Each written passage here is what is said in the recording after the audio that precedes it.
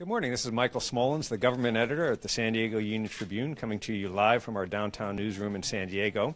And this morning, I'm going to be talking with Lori Weisberg, one of our business writers, about there's new earnings and attendance reports and numbers out from SeaWorld, and it doesn't look particularly good. Lori, why don't you give us the tops of the waves on this? Okay. So, yeah, it was the second quarter earnings report, but they reported more for the first half of the year. Attendance is down, and they thought they were reversing that trend, but about 353,000 fewer visitors came to the SeaWorld's 12 parks, but the biggest hits were in Orlando and San Diego marine parks. They don't divvy up the attendance, and so you don't know how much they were down, but things aren't going so well there. And in San Diego, they particularly mentioned that they still have, they thought they had gotten better on this, but they still have these public perception issues about the whole captivity issue. And this is even after, more than a year ago, the CEO announced that we're going to end captive breeding, we're going to phase out those Shamu theatrical shows. Apparently, it's still not enough to reverse their fortunes in San Diego.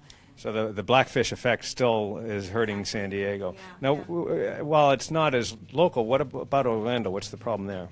They think a big competition for Orlando. That's probably one of the biggest issues. They've had problems with declines in foreign visitation, but they've got competition from Universal and Disney, and that's tough. Even though they're a less expensive ticket, SeaWorld they've got those competition issues. They also they acknowledge, just as in San Diego, where they need to do more advertising, locally they need to do more national advertising to help Orlando's poor attendance showing.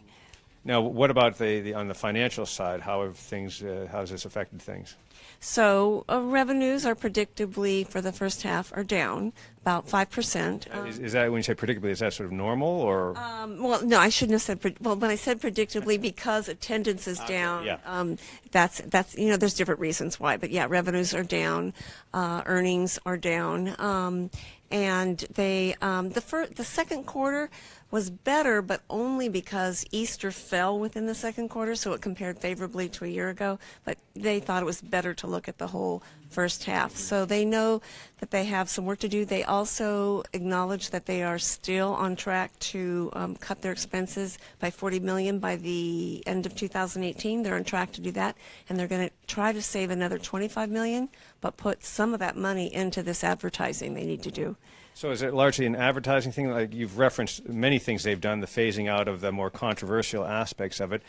Do they think they need to, beyond advertising, reconsider what they've done and try to re-up it somehow? Well, I think that the advertising piece is that they want to remind people what they've done, and also what they think are their animal rescue efforts, the cool attractions. They are trying to spend more money on attractions. In San Diego, they didn't do much more than the new Orca Encounter and what they call Ocean Explorer, which is more an attraction geared to smaller kids. Next year, they're going to do supposedly a big coaster in San Diego. But they also forecast that their estimates for the future are going down because of this worsening quarter. So where they thought they were going to be in a better position, they've had to downgrade that estimate. Okay. And finally, how's their stock's been doing? So their stock is down for the last 6 months. It's down anywhere from 25 to 30%. Today it sank, and then it was more precipitous, but now it's back down to about 5% drop. Okay, well, SeaWorld still has its challenges, apparently. Thank you, Lori.